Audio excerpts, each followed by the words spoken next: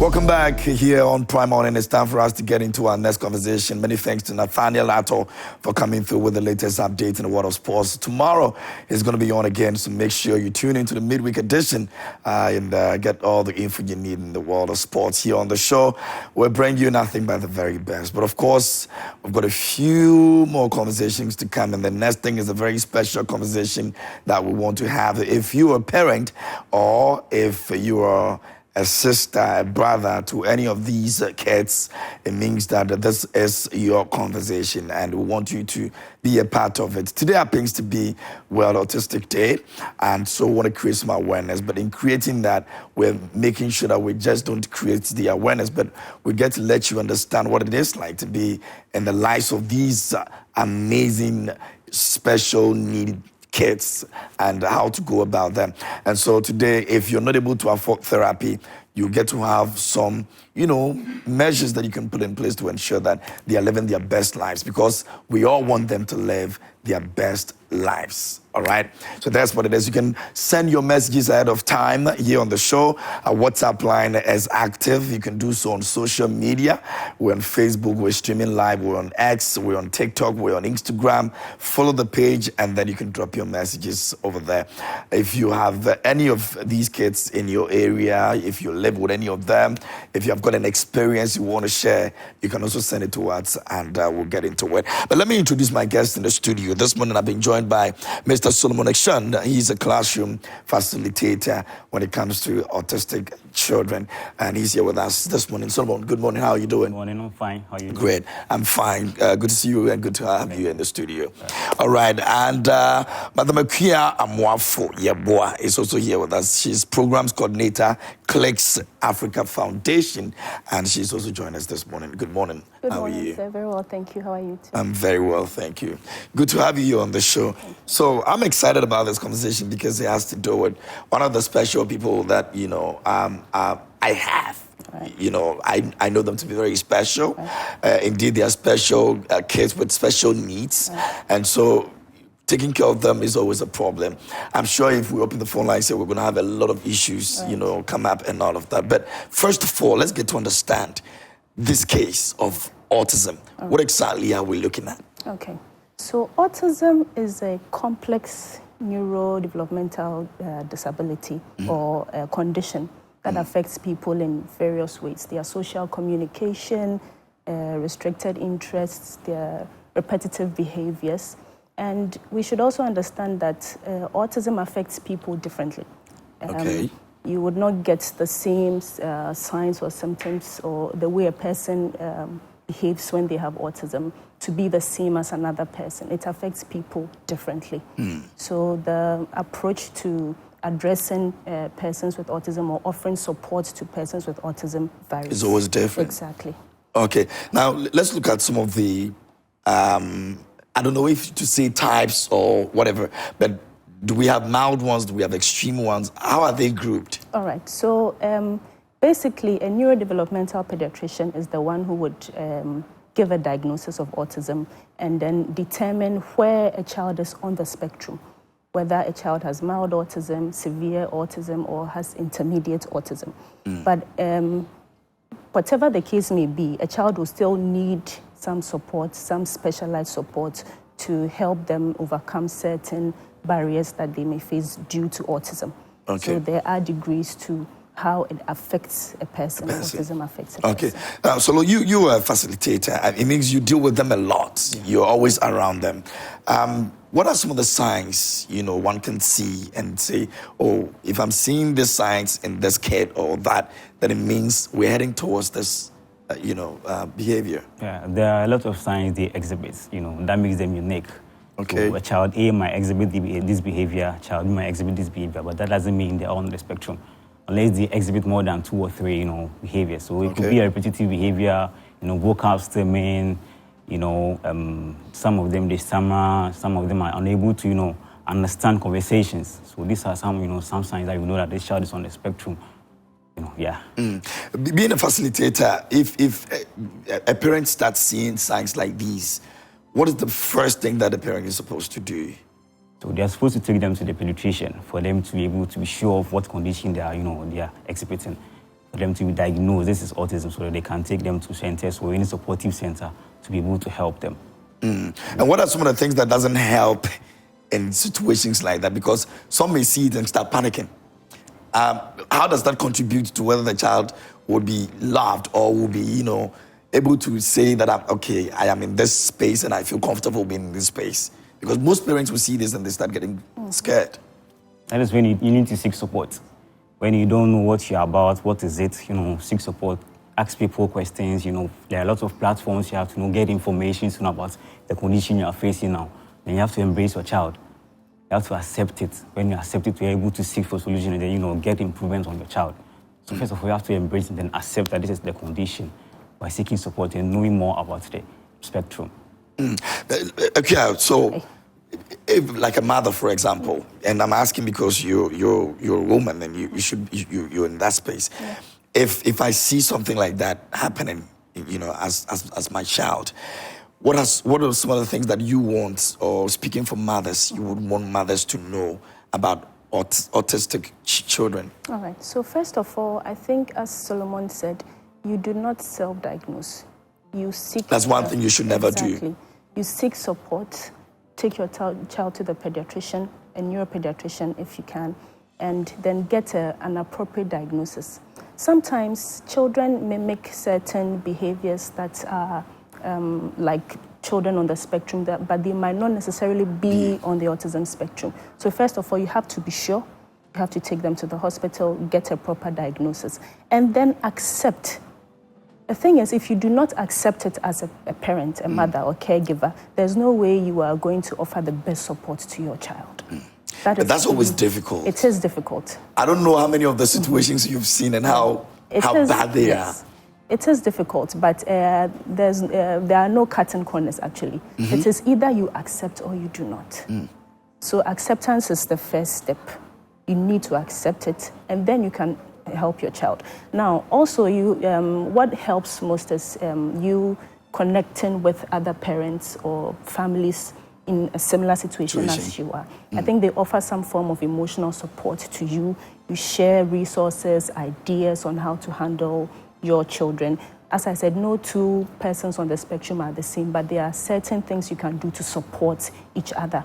It cuts across all persons on the spectrum. So you get in touch with parents or caregivers or groups that share your sentiments, that share what you're going through, and then you get that emotional support, and then you take it from there, accept, and then you connect. Yes. Between the mother and the father, in situations like these, which of them is likely going to be broken down?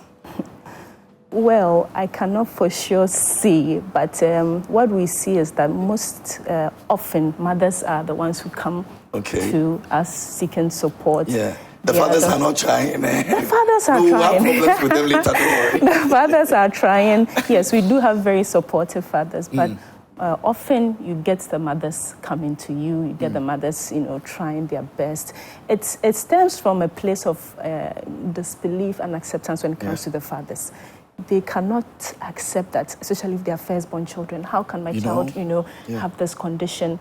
But, mothers are mothers. Yeah. They want the best for their children. They will rally around trying to, get support for their children. So we usually get mothers coming in. Exactly. Okay, kudos to all mothers out there. We know you guys are always there for us, but the fathers, we have to do, better.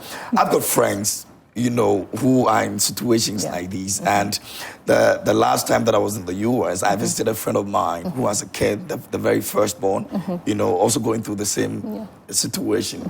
She's beautiful. She's full of life. She turns around for the longest. And when she's done, she doesn't even feel dizzy or anything like that. And I'm asking, I would be very dizzy doing this. She said, no, that's all she does. She does this and she's just living a normal life. They have a caregiver who comes in and takes care. But the parents are also doing their best to ensure that they also, get to make the kid feel loved. In terms like these, what are some of the interventions that we need to, first of all, be looking at? Okay. How do we make this happen? All right. So we advocate for early intervention when it comes to autism and its related conditions. Early intervention being the specialized support and systems put in place to give the child the very best start at life. That's children with disability and developmental delays and disability. Early intervention seeks to address the delayed milestones they have, give them and their families the support that they need in order to overcome certain delays they have. Now, the whole idea is to sort of create an inclusive society, a society that includes persons with disability and everybody. So early intervention then is key, especially when they are young. So you seek early intervention when you find out initially what the problem is. But unfortunately, not everybody can afford early intervention. Early intervention comprises different therapies, speech therapy, occupational therapy, exactly. It can be quite costly, so not every family has the resources to seek early intervention. But you can support your child at home. It is possible. There's a way we can do that. There is. Great. We're going to get into that, but let me come to you, Solo.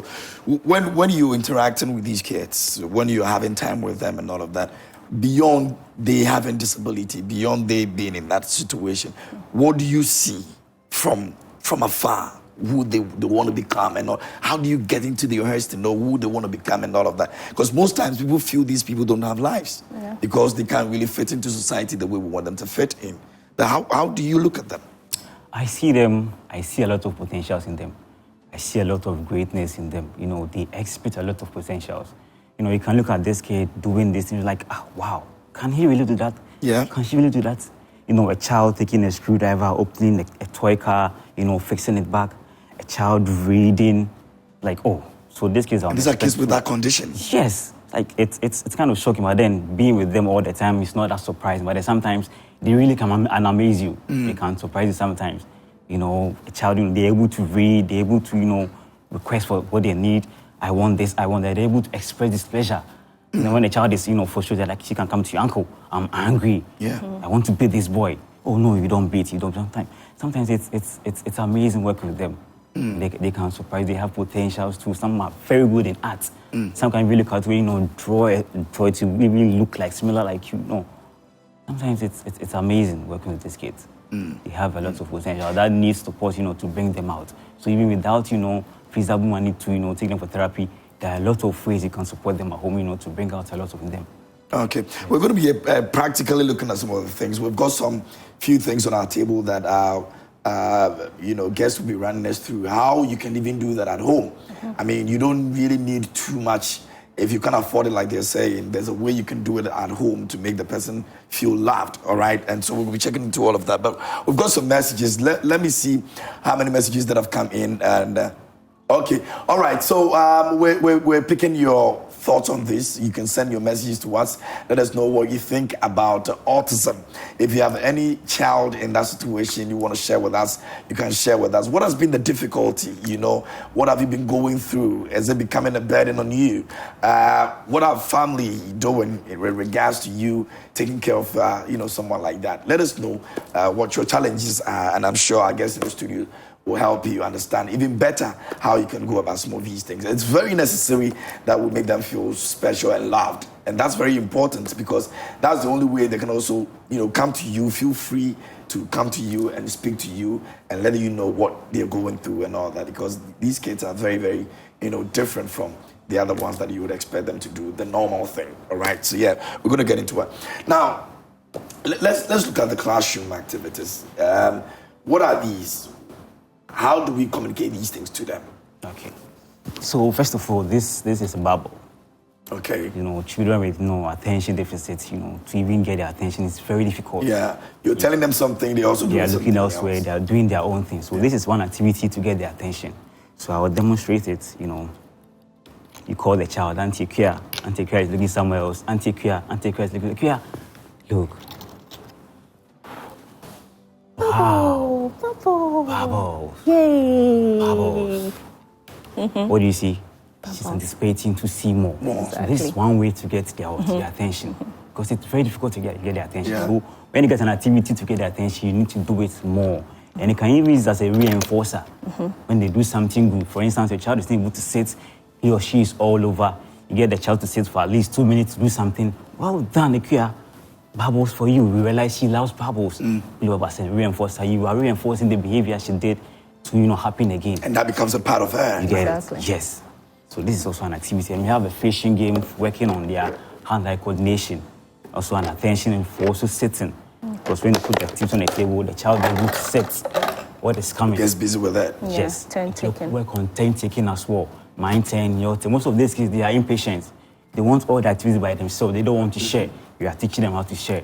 It is your turn, it is my turn. So let me demonstrate it. So when they struggle with you and they want them, how do? You give it to them?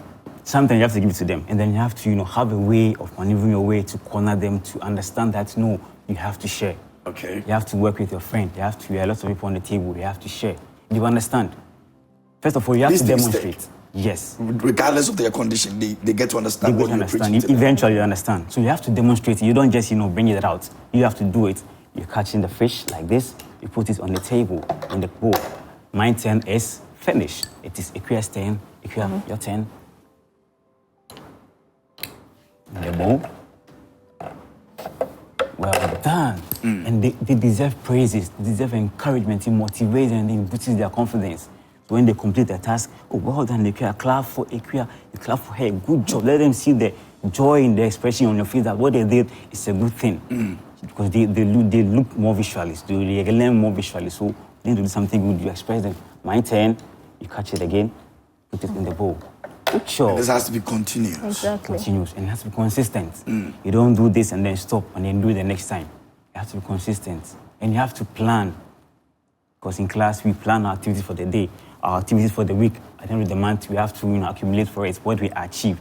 So with the child, when you want to with the child at home, set targets for the child. It could be weekly, it could be monthly. So for this week, I want to do this much. I want to teach my child numbers. You have to get your resources ready.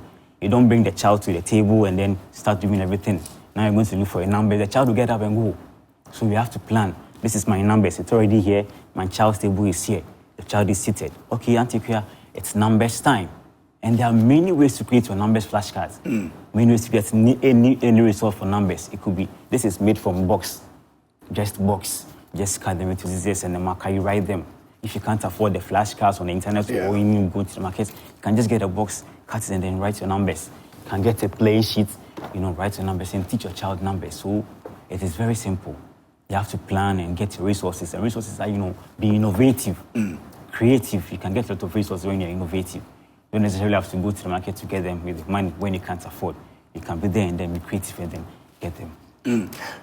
What's the most difficult part of what you do? So that if there's a parent who's watching right now would understand that, okay, it doesn't come easy. Because that's the first thing we need to know. Sure. Like you said, they are impatient. So you can imagine if I'm also impatient dad or mother. Two impatient people, how do we even cope? You understand? So can we let parents understand that, yes, it's not that easy, but you can do it because you, in your case, you're doing a good job for them. Yeah, that is what the word is said, patience. You have to be patient. You can try 10 times before you achieve one target. You don't have to, okay, I'll do 1, 2, and expect the child to do it. No, give the child time because they are all unique. Maybe you work with this child, you work for him 2 times, you can work for the child about 15 times. You have to be patient.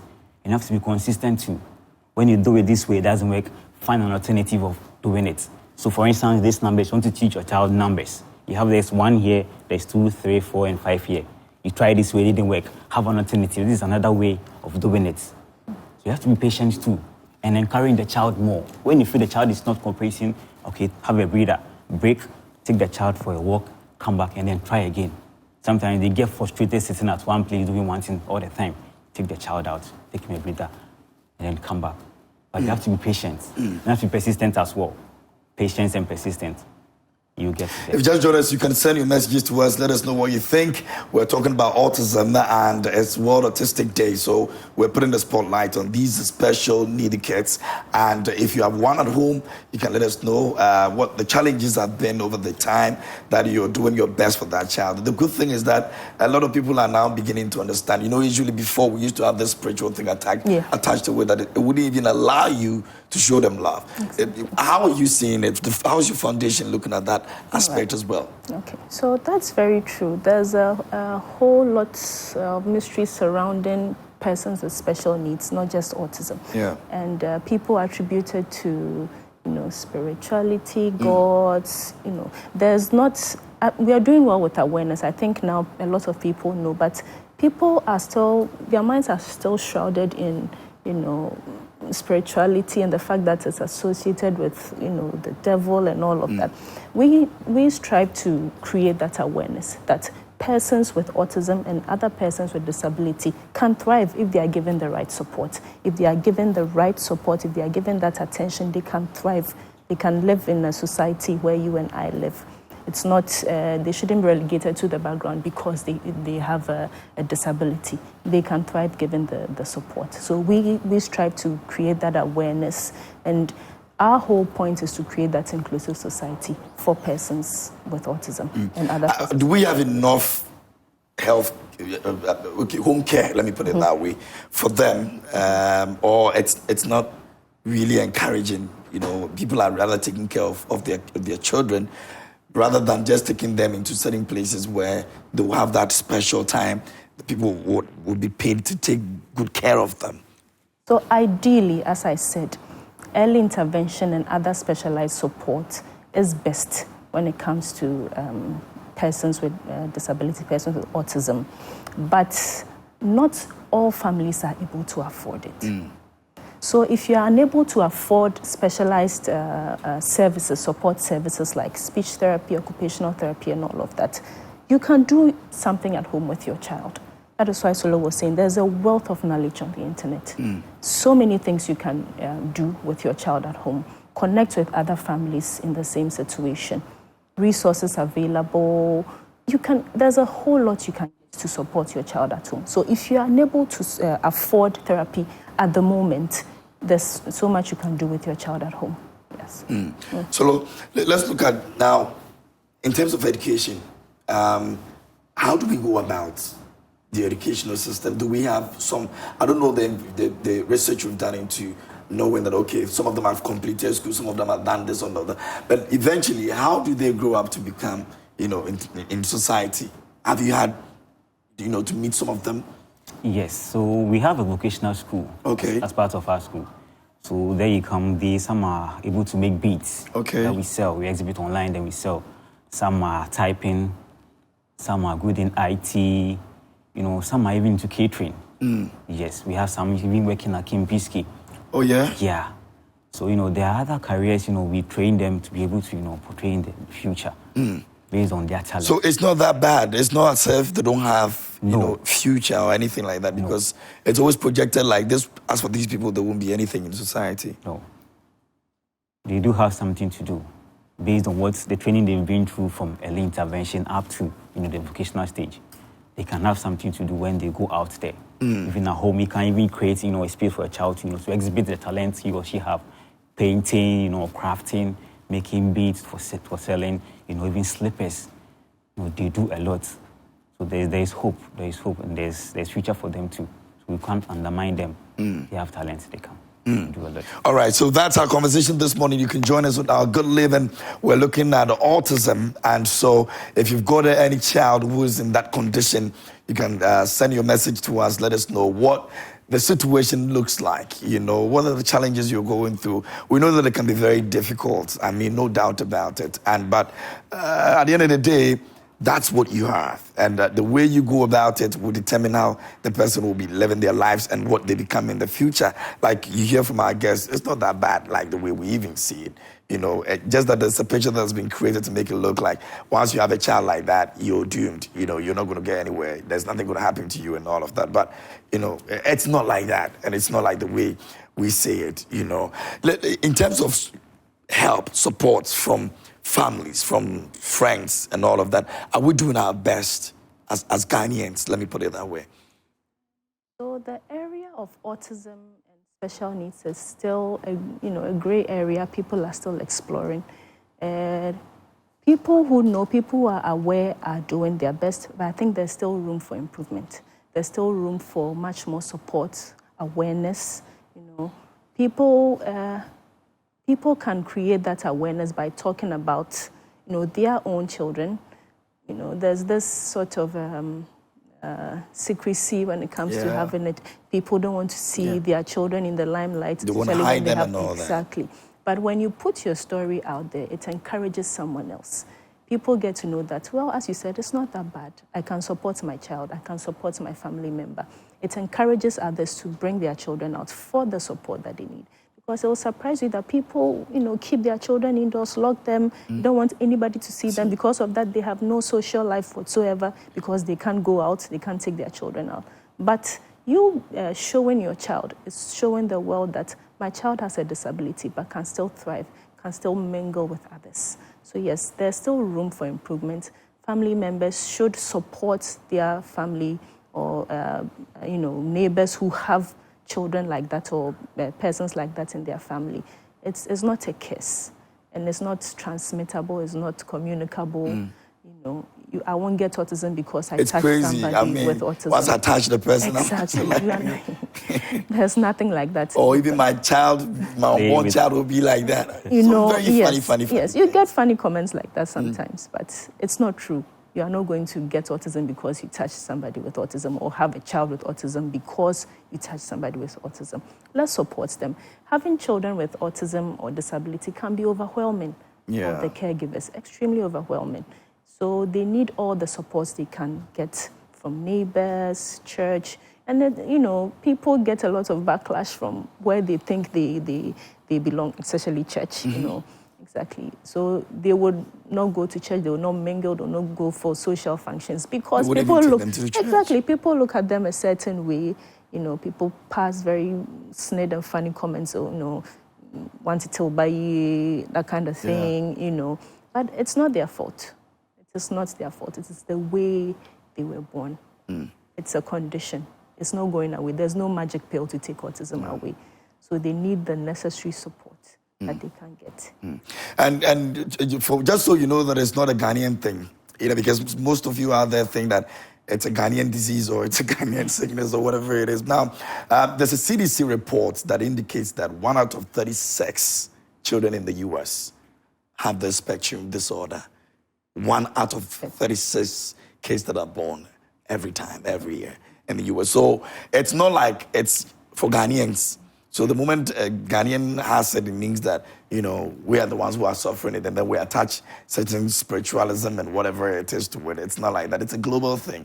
I have seen kids in the U.S. that are going through the same thing. I've been with them. I have friends who have kids like that. So it's not like we're doing a Ghanaian thing. But let's look at the future of what we have right here. Do you think that in the near future we're going to be able to accept these kids? People would feel free to bring them out there and say, you know what, this is what it is. All we need to do is to make sure that we're taking good care of them, and that's it. That's just it. That is the goal. That is the target. That eventually people will be accepting of persons with disability. To show people that it's okay. It really is okay. That is how persons with disability are born. That is how persons with autism are born. It is okay, really. That's the goal. That is the end game. That it would be just like me looking at you and saying, okay, yes, you are a fellow human being like me. That is the goal. And that is what we are working towards. So we are doing our part. Yep. We hope that I know there are other groups, other authorities, other opinions, people with who are working towards that goal. Eventually, that is what we hope to see, that we will be accepting of persons with autism and give them the necessary support. Solomon, let's look at the differences, right? So you mentioned that there are some who are very calm, there are some who are very impatient, and all of those. Now, in making sure that you're able to bridge that gap so you don't have the differences showing that much, what do you do as a classroom facilitator? Do you separate them? Do you say, okay, this one cannot mix up with this one is extreme, this one is mild, so you be here? How do you go so that if I'm a parent and I have those two differences in the house, I know how to deal with them so they don't always end up fighting or anything like that? So first of all, you have to find out the triggering behavior. Okay. What makes this child aggressive? What makes this child, throw this tantrum? What makes this child, do this? And avoid them. Some can be very isolated. They can just sit somewhere for the longest. Yes, so we have to find the triggering behavior. What triggers this child to be aggressive? maybe in the class, you have this child who is mild, who is moderate, who is very aggressive. So this child, this causes his aggressiveness. Okay, so I will not do this. I will not put this here. I will not this. I will not do this. I will not say this. You know, sometimes when you clap, this child hates it. So today we will not clap because this child is here. We all want to achieve one goal. When you put this child close to this child, there's fight. So you have to change that position. So you have to put them according to where they all fit, and you have to bring something on the table that will benefit all.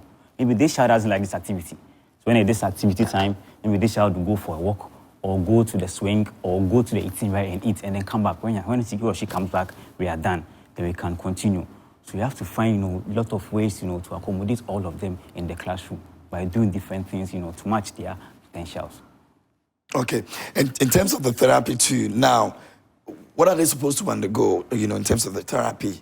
If we can afford it, what is the alternative that, we are supposed to be looking at so that we know that, okay, I am home. I can't afford this, but I know that this is what therapy that person can go through. So I put that together and then it ends.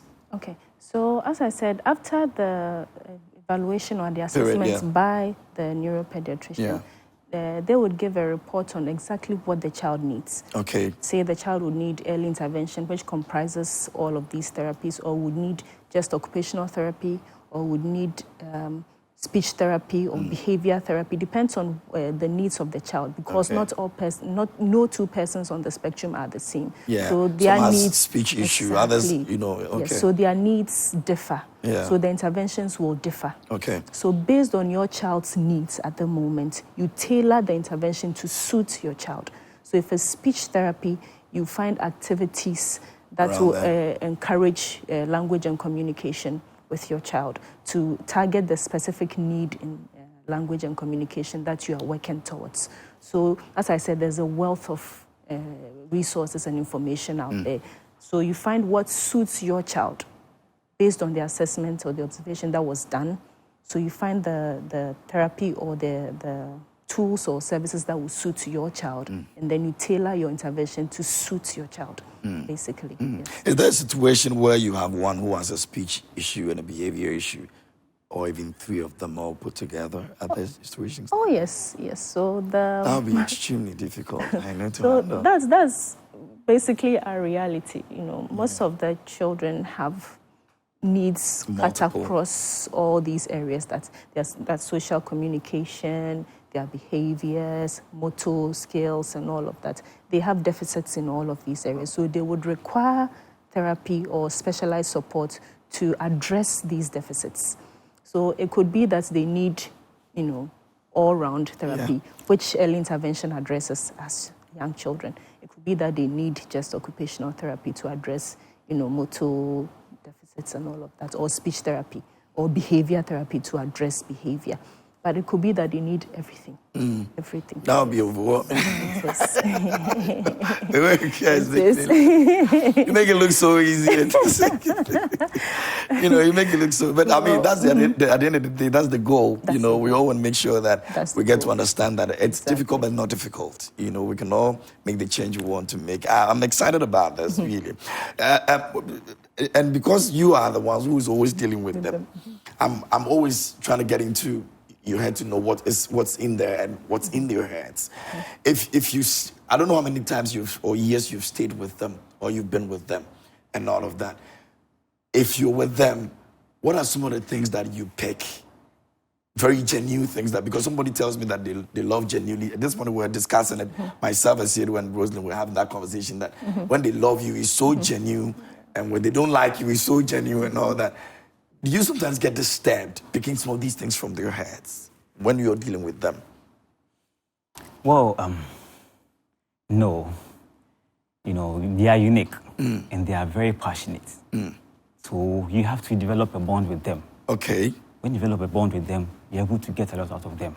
Does it take a while, or it's easy for you to bond when they like you? It is not easy. Sometimes it takes a while, sometimes it takes time. It depends on the individual too. Like we're saying, sometimes they don't even sit to even listen to information, to communicate with you.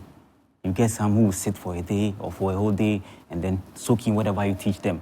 And then you start the bonding there. That time it will take like a week or two for them to even sit for a minute for even teach them something. So it varies based on the individual. It varies. They're all different. But then when you are finally get the bond with them, you're able to get a lot out of them. You know, they are very passionate. You know, sometimes they're very emotional too. So when you have the bond with them, you're able to detect, oh, this child is not okay. You know, you bring him closer to you, talk to them like your own kid. They are like my brothers and sisters in class. So I talk to them. Yo, come, what is it? Are you okay? Have you eaten? You know, they understand me. I also understand them. Though they don't understand my vocabulary, but then sometimes they understand how, you know, I express myself. And I even see them from their gestures. Sometimes when they come to school, they are frustrated. You have to sing for them. Sometimes too, you have to say, fool. You know, look at it's a Jimmy Momo. Yeah. Sometimes you have to go. They love to see things like that. Yeah. You have to be dramatic. You are fooling all the time. Now Dafo, now Fad, now Pijano. That is what they love. And this is what parents are supposed to be doing in a natural sense. Exactly, but then these parents, they don't get the time to do it. So we are there to do for them. It's a good mom, lie on the floor, play with them. You know, sometimes you have to cry. Wow. Exactly. Teaching them emotions, you have to cry for them to say, when you're sad, you have to cry. You have to show you are angry. Because we teach them emotions for them to express when they are feeling that way. So, you know, you need to develop the bond with them to teach them so that they will understand. Because I can't just teach you if you have no connection. You'll be looking elsewhere. But if you have the connection, so what I'm bringing to the table, you're anticipating to look for it with. Yeah. And then, you know, it works like that. Yeah. When they're angry with you, does it take a long time for them to forgive you? It depends on them. It depends. But they want to forgive with you. With the ladies, with the girls, yeah. You know, yeah. You know, when they are mad at you, you call them, they will not mind you. Yeah. You know, they'll be giving you the chicken. They can give you chicken eye too. Oh, yeah. They will not even look at you. But with the boys, you know, we have this rapport. Yo, give me blow, give me blow. Yeah, then get along. But every day you can take, you know, some hours before they get back to you. And you use food to, you know, what better dog. Yeah. You get them back to you. I can see you're having fun. You do have fun in class. You do have fun. Anyway, maybe my last question, we're done for today. Can someone inherit this? So there's no known cause of autism. You know, there are risk factors. Yeah. There are no known cause, so you cannot say that somebody can inherit autism. Yes, but there are risk factors, maternal age and all of that.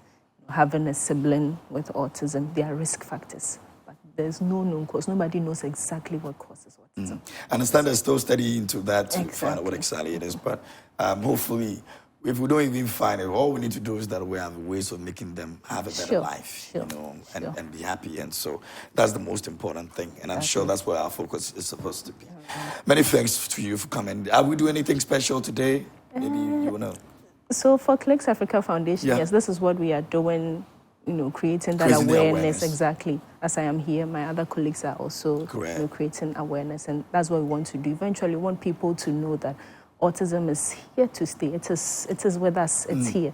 So we do our best to support persons on the spectrum, give them the best that we can. There's no magic pill to take it away. So we are working to make their lives as comfortable as possible. Awesome. All right, I've got a couple of messages. So let me, this one says, Yahoo Suya says, kudos to you too. And my journey with autism, well done, Akua.